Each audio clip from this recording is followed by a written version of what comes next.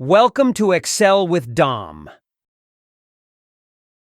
The IFERROR function is written in the following format: equals, IFERROR, open parenthesis, a value or formula, comma, an alternate value if the original value results in an error.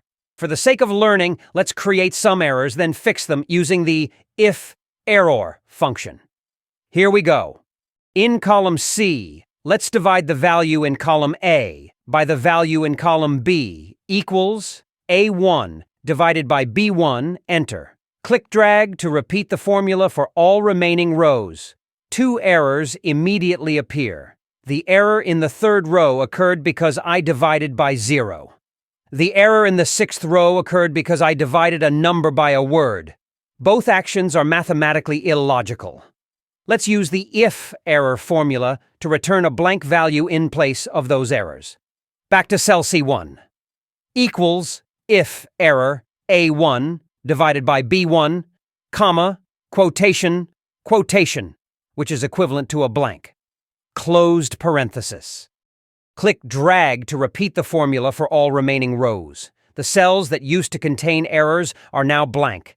I want the sum of the values in column C, so I'll write a quick formula.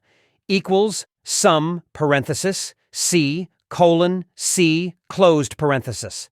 I now have that sum. Errors contaminate all downstream calculations if I remove the IFERROR function from the column C. The value of my sum function now returns an error. After reverting back to the IFERROR function in column C, my sum value is back to normal. Use IFERROR to keep your data clean and your results valid. Thank you for watching Excel with Dom.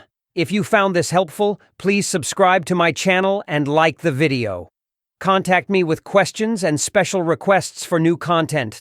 Direct messages welcome, or send emails to excelwithdom@gmail.com.